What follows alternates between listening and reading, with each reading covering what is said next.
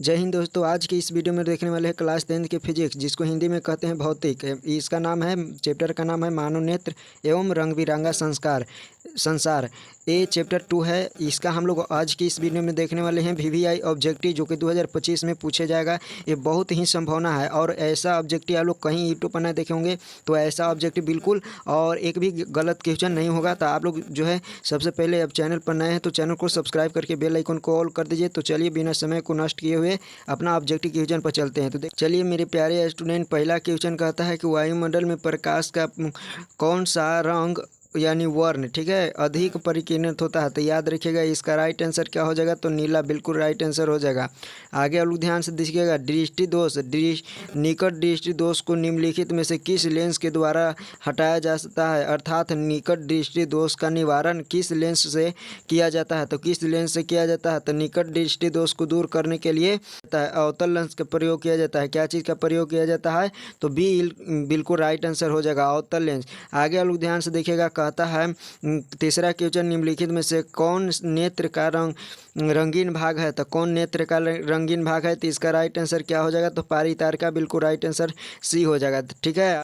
अगला प्रश्न कहता है कि किस रंग का विचलन न्यूनतम होता है। तो किस रंग का विचलन न्यूनतम होता है, तो हमारा राइट आंसर ए हो जाएगा, यानी लाल बिल्कुल राइट आंसर हो जाएगा। आगे आप लोग ध्यान से देखिएगा, अगला क्वेश्चन कहता है तरंगदैर्घ्य को सामान्यतः व्यक्त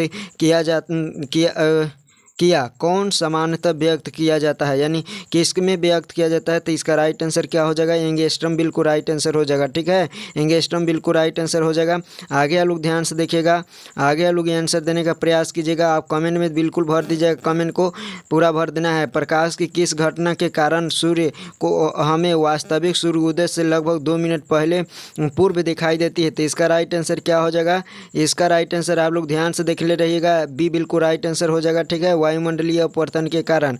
आगे लोग ध्यान से देखिए, आवर्धन का ऐसा ही मात्रक होता है। तो इनमें से कोई नहीं, बिल्कुल राइट आंसर हो जाएगा, बिल्कुल राइट आंसर डी हो जाएगा। आगे लोग ध्यान से देखिए, समांतर दृष्टि के वयस्क के लिए स्पष्ट दृष्टि की न्यूनतम दूरी होती है लगभग, या अथवा इसी के हम लोग किस प्रकार से पूछा जाता है, समान दृष्टि के वयस्क के लिए सुस्पष्ट दर्शन की अल्प मात्र दूरी होती है। तो लगभग कितना होता है, तो 25 सेंटीमीटर बिल्कुल राइट आंसर हो जाएगा यहाँ पे सी। ठीक है, 25 सेंटीमीटर बिल्कुल राइट आंसर हो जाएगा। आगे आप लोग ध्यान से देखिएगा, आगे आप लोग ध्यान से नेत्र में प्रवेश करने वाली प्रकाश की किरणों का अधिकांश अपवर्तन होता है। तो किससे अधिकांश अपवर्तन होता है, तो राइट आंसर बिल्कुल बी हो जाएगा, कॉर्निया के बाहरी पृष्ठ पर। आगे आप लोग ध्यान से देखिए, समांतर नेत्र के लिए दूर बिंदु है, यानी इसी को पूछेगा दूसरा भाषा में क्या पूछेगा, यानी दूसरा अर्थ में क्या पूछेगा। तो आप लोग ध्यान से देखिएगा, 10वां कहता है सामान्य नेत्र के लिए दूर बिंदु होता है। तो दूर बिंदु बिल्कुल राइट आंसर यहाँ पे अनंत हो जाएगा। ठीक है, यहाँ पे अर्थात करके दूसरा क्वेश्चन दिया गया है तो अनंत हो जाएगा, बिल्कुल राइट आंसर। आगे लोग ध्यान से देखिएगा, 11वां क्वेश्चन क्या कहता है कि दीर्घ दृष्टि दोष को निवारण के लिए उपयोग किया जाता है। तो यानी दूर दृष्टि दोष को निवारण के लिए उत्तल लेंस बिल्कुल राइट आंसर हो जाएगा। आगे लोग ध्यान से देखिएगा, कहता है कि किरण किस रंग का यानी वर्ण कहता है तरंगदैर्घ्य सबसे अधिक होता है। तो लाल बिल्कुल राइट आंसर ये हो जाएगा। ठीक है, आप लोग जल्दी आप लोग कमेंट कीजिएगा। कहता है कि किसी अंतरिक्ष यात्री का वो आकाश कैसा प्रतीत होता है। तो यहाँ पे राइट आंसर क्या हो जाएगा, काला बिल्कुल राइट आंसर यहाँ पे ये हो जाएगा, काला बिल्कुल राइट आंसर हो जाएगा। आगे लोग ध्यान से देखिएगा, टिंडल प्रभाव प्रकाश की कौन सी परिघटना को प्रदर्शित करता है। तो टिंडल प्रभाव कौन सी परिघटना को प्रदर्शित करता है, तो यहाँ पे राइट आंसर क्या हो जाएगा, जल्दी आप लोग कमेंट कीजिएगा इसको। यहाँ पे डी बिल्कुल राइट आंसर हो जाएगा। ठीक है, प्रकाश का परिकिरण बिल्कुल राइट आंसर हो जाएगा। नेत्र में प्रवेश करने वाली प्रकाश की किरण का अधिकांश अपवर्तन कहाँ से हो जाता है, तो कहाँ से बिल्कुल राइट आंसर इसका क्या हो जाता है। तो यहाँ पे बिल्कुल राइट आंसर याद रख ले रहिएगा, बिल्कुल राइट आंसर यहाँ पे बी हो जाएगा, कॉर्निया के बाहरी पृष्ठ पर। पीछे भी करवा दिए। आगे लोग ध्यान से देखिएगा, कहता है कि किस लेंस का उपयोग कर दीर्घ दृष्टि दोष को संशोधन किया जा सकता है, यानी दूर किया जा सकता है। तो दीर्घ कह रहा है तो उत्तल बिल्कुल राइट आंसर यहाँ पे हो जाएगा, उत्तल बिल्कुल राइट आंसर हो जाएगा। आगे लोग ध्यान से देखिएगा, कहता है कि जब सूर्य का जो है प्रकाश वायुमंडल में गुजरता है तो वायु को सूक्ष्म कण किस रंग को प्रकाश को अधिक प्रबलता से परिकीर्णन करता है। तो किस रंग को अधिक प्रबलता से परिकीर्णन करता है, तो नीला को। इसी की वजह से आकाश जो है नीला नीला दिखाई देता है। पुतली के साइज को कौन नियंत्रित करता है? तो पुतली के साइज को कौन नियंत्रित करती है? तो रेटिना या दृष्टि पटल, बिल्कुल राइट आंसर हो जाएगा। आगे वाले ध्यान से देखिएगा, कहता है कि किस दृष्टि दोष को अवतल और उत्तल दोनों लेंसों से बने द्विफोकस लेंस द्वारा संशोधन किया जा सकता है? तो किस लेंस द्वारा? तो ज्यादा दूर दृष्टि दोष द्वारा। बिल्कुल राइट आंसर यहाँ पे सी हो जाएगा। ठीक है, सी बिल्कुल राइट आंसर हो जाएगा। सी बिल्कुल राइट आंसर हो जाएगा यहाँ पे। आगे लोग ध्यान से देखिएगा, कहता है कि एक साधारण प्रिज्म कितने सतहों से घिरा होता है? तो 5 सतहों से घिरा होता है, जिसमें 3 आयत होता है। ठीक है, 3 आयत होता है और 2 होता है क्या चीज़? तो 2 होता है यहाँ पे, 2 होता है क्या चीज़? तो त्रिभुज होता है। बिल्कुल राइट आंसर यहाँ पे हो जाएगा 5। ठीक है, 5 यहाँ पे सी हो जाएगा। अब कैसा होता है प्रिज्म? तो कुछ इस प्रकार से आप लोग को नज़र आ रहा होगा। ठीक है, कुछ इस प्रकार का नज़र होगा, आ रहा होगा। देखिए इस प्रकार का प्रिज्म होता है। तो यहाँ पे 3 गो आयत नजर आएगा, यहाँ पे 2 गो यहाँ पे त्रिभुज नजर आएगा। आगे लोग ध्यान से देखिएगा, 21 कहता है कि नेत्र लेंस की फोकस दूरी कम हो जाने से कौन सा दृष्टि दोष होता है? तो नेत्र लेंस की फोकस दूरी अगर किसी व्यक्ति का कम हो जाता है तो उसको निकट दृष्टि दोष हो जाता है। आगे लोग ध्यान से देखिए, आंख व्यवहार होता है तो उत्तल लेंस की तरह व्यवहार करता है। बी बिल्कुल राइट आंसर हो जाएगा। आगे लोग ध्यान से देखिएगा, मानव नेत्र जिस भाग पर किसी वस्तु का प्रतिबिंब बनाता है वह क्या कहलाता है? तो बिल्कुल राइट आंसर यहाँ पे क्या हो जाएगा? तो यहाँ पे राइट आंसर रेटिना हो जाएगा। यानी रेटिना यानी इसी को कहते हैं दृष्टि पटल। 23 का डी बिल्कुल राइट आंसर हो जाएगा। आगे लोग ध्यान से देखिएगा, कहता है कि 1 एंगस्ट्रॉम बराबर, ठीक है, 1 एंगस्ट्रॉम बराबर का मान होता है तो कितना होता है? तो 10 के पावर -10 मीटर होता है। तो यहाँ पे ये बिल्कुल राइट आंसर हो जाएगा।